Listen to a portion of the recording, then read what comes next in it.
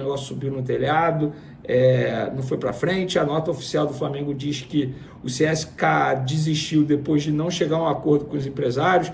Os empresários dizem que o jogador não viajou porque o Flamengo não autorizou. Então fica essa guerra de versões aí. Vocês acreditem em quem vocês quiserem. Eu só estou aqui para trazer os fatos. Agora, eu vou fazer um questionamento para vocês. Vamos lá. Um questionamento, tá? E eu quero que vocês me respondam com calma. Em todas as operações, o clube que contrata, que no caso é o CSKA, deveria ser o último a assinar o contrato. O clube comprador só assina depois que o jogador é aprovado no exame médico. Se não, para que fazer exame médico? Fica esse questionamento aí, espero que vocês tenham entendido. Leia entre linhas. Eu tinha uma professora de português que falava isso. Leia entre linhas, Vene Casagrande. Quando eu perguntava algumas coisas sobre a prova. Mas, enfim, vamos em frente, vamos falar de Lohan, porque eu acabei descobrindo uma outra informação após essa confusão envolvendo o CSKA. O Flamengo, ainda nessa janela de transferência lá em Portugal, conseguiu, o Flamengo conseguiu, me falaram que foi através da relação José Boto com esse clube lá de Portugal, que é o Estoril.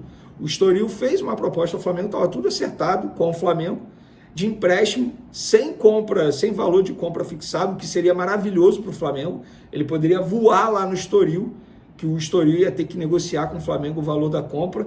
O Estoril pagando o salário dele de forma integral. Ele teria a chance de ir para um país, para Portugal, que é fácil adaptação, por isso que vários brasileiros gostam de jogar em Portugal, por conta da língua, da cultura mesmo, acham muito parecido com o Brasil. Ele teria a chance de evoluir como pessoa, como homem, como jogador, adquirir experiência, voltar muito mais maduro. Aqui ele não será utilizado, mas sabe o que aconteceu? Os empresários não quiseram, entenderam que não seria uma boa. Por que não seria uma boa? Aqui no Flamengo, jogando pelo Sub-20, vai ser melhor do que jogar pelo Estoril? Eu acho que não. Ele iria jogar numa qualidade boa, né? A gente está falando de um campeonato português, não é nenhum absurdo, pelo contrário. Vários jogadores retornam com uma outra cabeça. Para mim, veio um exemplo aqui agora, Hugo Souza, hoje goleiro do Corinthians. Ele foi para Portugal, nem se destacou não, tá? No clube lá, mas voltou com uma outra mentalidade. Olha o Hugo Souza hoje. O Hugo Souza hoje usa faixa de capitão no Corinthians, pô. É uma outra mentalidade. E ele não é tão experiente, não. Ele deve ter mais ou menos 23 anos. Pro Lohan seria maravilhoso, mas infelizmente, na ocasião, os empresários não quiseram. Vamos agora falar sobre o Gonzalo Plata, galera. Prestem atenção.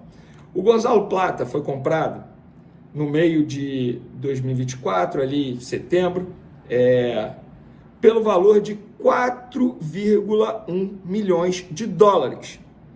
O Flamengo comprou 50% dos direitos econômicos por 4,1 milhões de dólares.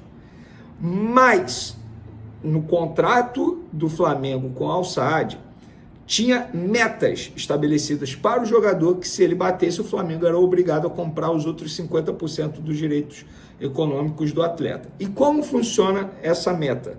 No primeiro ano de contrato dele, nos 12 primeiros meses de contrato, se ele batesse 1.500 minutos disputados em partidas oficiais, o Flamengo é obrigado a comprar os outros 50% dos direitos econômicos por 3,9 milhões de dólares. E o pagamento em 3 parcelas praticamente iguais, uma à vista, uma um ano depois e outra 2 anos depois, ou seja, só acaba de pagar em 2027.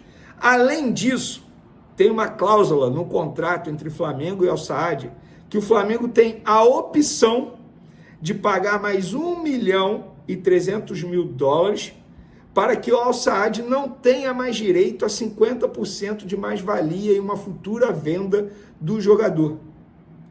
Então, no fim das contas, o Flamengo vai gastar, ao todo, nessa operação pelo Gonzalo Plata, 9,3 milhões de dólares, cerca de 52 milhões de reais pela cotação de hoje, por um jogador, e outra, só vai acabar de pagar em 2027, por um jogador de 24 anos, seleção equatoriana, titular atualmente, está jogando muita bola e ainda tem poder de revenda. Gente, na boa, isso aí foi uma baita negociação feita pela antiga gestão. Eu critico a antiga gestão em várias coisas, vocês sabem muito bem aqui. Mas essa negociação foi muito bem feita pela antiga gestão. Na verdade, foi feita pelo Bruno Spindel, que continua nessa atual gestão. Isso precisa ser dito, o Bruno Spindel era quem negociava. Não era o Marcos Braz, pelo contrário, era o Bruno Spindel. Então, parabéns ao Bruno Spindel por essa operação, lembrando que o Flamengo não confirma nada disso. Quem me passou foi uma pessoa ligada ao jogador, porque eu estava conversando sobre o jogador, enfim, e aí acabei conseguindo essas informações. Então, para vocês entenderem, vamos lá, de maneira sucinta, o Flamengo gastou inicialmente 4 milhões e 100 mil dólares para comprar 50% do Gonzalo Plata junto ao Saad, contrato até 2029, e aí uma cláusula ali de obrigação de compra quando, se ele disputasse 1.500 minutos no primeiro ano de contrato dele, e ele vai disputar, vai bater agora, falta, sei lá, 200 minutos, em 2 jogos ele vai bater, tá? Daqui a 2, 3 jogos ele bate essa meta aí, e aí o Flamengo gasta mais 3,9 milhões de dólares pelos outros 50%, com pagamento em 3 parcelas, uma à vista, outra 1 ano depois e outra 2 anos depois, ou seja, só em 2027. E além disso, o Flamengo ainda vai exercer a opção de pagar 1 milhão e 300 mil dólares para que o Al Saad não tenha mais direito à mais-valia de uma futura venda do atleta. Uma baita negociação, parabéns ao responsável, no caso Bruno Spindel, né, que foi o diretor executivo da antiga gestão, fizeram um baita negócio com um jogador que está dando muito certo dentro de campo.